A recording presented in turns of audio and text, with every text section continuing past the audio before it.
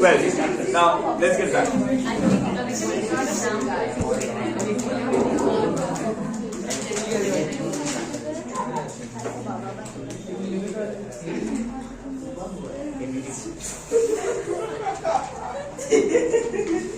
Cyclic process, ठीक है.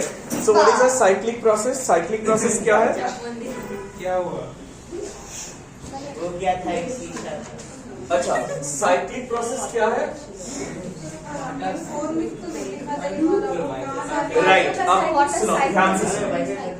अ process which turns back to the same state जहां से वो स्टार्ट किया था. स्टार्टिंग स्टेट से वापस ओरिजिनल स्टेट में लौट के आना थ्रू मेनी अदर स्टेप्स. कोई भी एक प्रोसेस से ये पॉसिबल नहीं है. मतलब जैसे आइसोबारिक या आइसोकोरिक, ये सब डिफरेंट प्रोसेसेस जो हम लोगों ने पढ़ा है, उसमें से कोई भी एक प्रोसेस उठा के हम लोग साइक्लिक प्रोसेस क्रिएट नहीं कर सकते हैं. तो साइक्लिक प्रोसेस में क्या होता है? Initial and final state same होता है. जैसे मान लो, अगर एक एग्जांपल लेते हैं हम लोग, ये पीवी ग्राफ है. मतलब क्या ग्राफ है ये? हाँ, पीवी ग्राफ क्या होता है? Indicator diagram. एक इंडिकेटर डायग्राम में क्या हो रहा है, थोड़ा ध्यान से देखना इसे. आप मान लो एक पहले हम लोग एक आइसोकोरिक प्रोसेस कर रहे हैं जहां पर ए से बी में जा रहे हैं. यू रिमेंबर आइसोकोरिक प्रोसेस क्या है? Volume constant. वॉल्यूम चेंज नहीं करता है. तो वॉल्यूम चेंज नहीं कर रहा है, प्रेशर बढ़ रहा है. वॉल्यूम कांस्टेंट रख के प्रेशर बढ़ रहा है. फिर एक आइसोथर्मल प्रोसेस किए तो क्या होगा? ऐसे आइसोथर्मल एक्सपेंशन ऐसे आएगा, राइट. उसके बाद हम लोग एक आइसोबारिक प्रोसेस कर रहे हैं और प्रेशर कांस्टेंट रख रहे हैं. तब क्या होगा? ये ऐसे जाके वापस ए पॉइंट पे आ सकता है. सो जब वो फाइनली ए पॉइंट पे पहुंच जाएगा, then we will call it a cyclic process. Is that clear? So write this down. जल्दी से लिखो एक बार. Cyclic process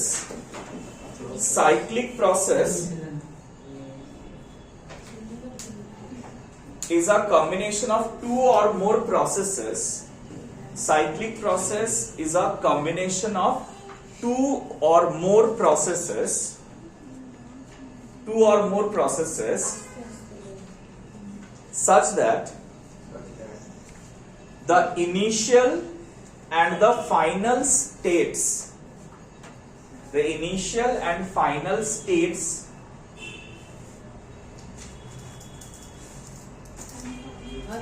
such that the initial and final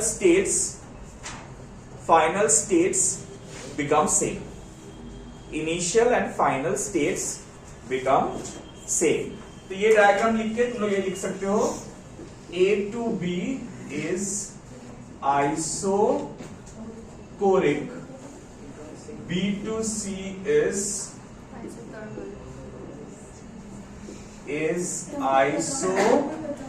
isothermal, and C to A is isobaric. ठीक है. तो ये आइसोकोरिक प्रोसेस है. Isothermal जो B to C. अच्छा एक चीज बता दो, B to C जो आइसोथर्मल प्रोसेस हो रहा है, उसमें एक्सपेंशन हो रहा है या कॉन्ट्रैक्शन हो रहा है?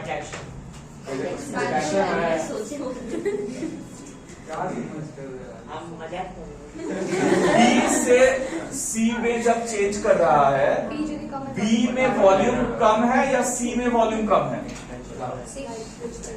बोलो राहुल. B में वॉल्यूम कम है या C में वॉल्यूम कम है? इधर वॉल्यूम का एक्सिस है, इधर प्रेशर का एक्सिस है. थप्पड़ मार के राहुल कंसंट्रेट करो और आंसर दो. मजाक मत करो, सारा क्लास मजाक में उठा रहा है. बी में वॉल्यूम ज्यादा है. बी में वॉल्यूम ज्यादा है, कम है.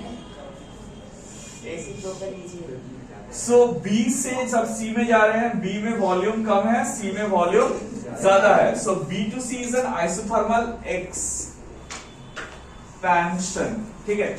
और जब C टू A प्रोसेस में आ रहा है, तब ये क्या हो रहा है? वॉल्यूम कम हो रहा है. C में वॉल्यूम ज्यादा है, A में वॉल्यूम कम है. So this is isobaric compression. Isobaric compression. Remember, कोई भी साइक्लिक प्रोसेस हो, वहां पर एक एक्सपेंशन प्रोसेस होना ही पड़ेगा, एक कंप्रेशन प्रोसेस क्यों? क्योंकि एक बार वॉल्यूम बढ़ाना पड़ेगा, फिर वॉल्यूम घटाना पड़ेगा पूरा साइकिल कंप्लीट करने के लिए। समझ में आया ना? अब एक चीज बोल रहे हैं, थोड़ा ध्यान से सुनना है इसमें। कोई भी साइक्लिक प्रोसेस अगर क्लॉकवाइज होता है ना, देखो ये क्लॉकवाइज प्रोसेस है, उसमें work done, total work done positive होगा। ठीक है, अब वो यहां पर कैसे पता चलेगा हम लोगों को? देखो अगर हम लोग ए से बी में वर्क डन निकालना चाहते हैं तो work done from A to B वो 0 होगा। क्यों? क्या प्रोसेस है? हम लोगों को मालूम है वर्क डन 0 होता है। फिर work done in B to C is equal to area under BC graph. देखो ये बीसी ग्राफ के अंदर एरिया मतलब ये पूरा एरिया होगा, हाँ या ना? Right. And work done from C to A is area under C A. अब मुझे एक चीज बताओ, ये WBC जो है B से C में आ रहा है, यहां पर क्या हो रहा है? वॉल्यूम बढ़ रहा है या घट रहा है? बढ़ रहा है। So according to our sign convention work done क्या होना चाहिए? पॉजिटिव या नेगेटिव? राइट, ये वर्क डन पॉजिटिव है। लेकिन C to A क्या हो रहा है?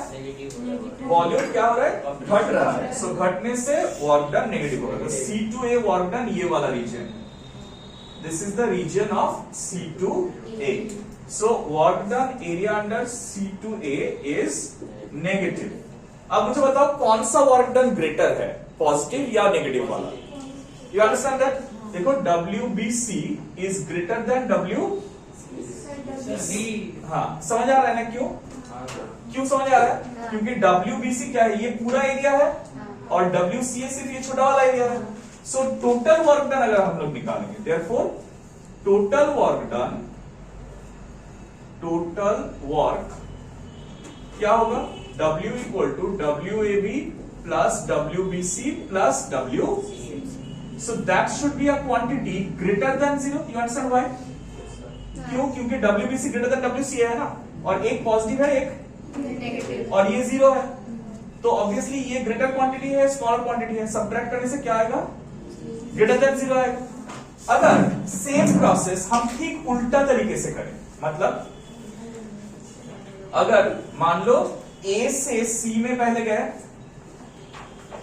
फिर C से B में गए और वापस B से A में आए। अब देखो किस डायरेक्शन में रोटेशन हो रहा है? You understand that? Anti clockwise rotation हो रहा है। तो एंटी क्लॉकवाइज रोटेशन होने से क्या होगा? Sign change. देखो इसमें जब हम लोग work done in A to B calculate करेंगे, sorry B to A calculate करेंगे, सॉरी हाँ B to A छोड़ दो, C to B कैलकुलेट करेंगे, तब ये जो वर्क डन होगा ये क्या होगा? पॉजिटिव या negative? Negative. Right, work done CB is equal to negative, और work done in AC will be positive because A to C it is expanding, हाँ या ना? सो इसलिए क्या होता है यहां पर net work done will be total work done is equal to WCB plus WAC which is, you understand why less than 0? Because WCB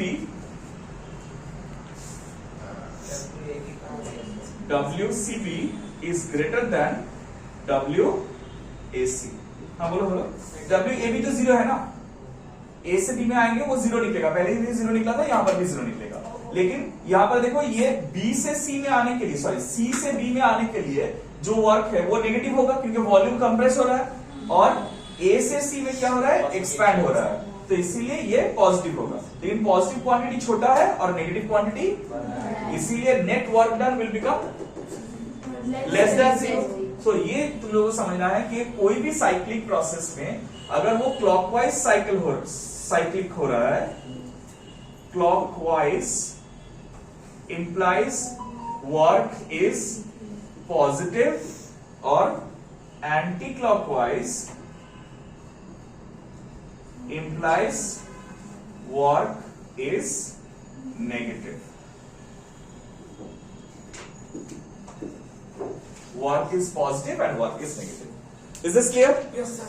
सो ये क्वेश्चन बहुत आता है, तुमको वो शेप देख के पता करना होता है। ऑलराइट, और for any cyclic process, I forgot to tell you the very important part, for any cyclic process सारा स्टेट वेरिएबल का चेंज जीरो होता है। Delta U zero, delta V zero, delta T zero, delta P zero, सब zero होता है। क्यों?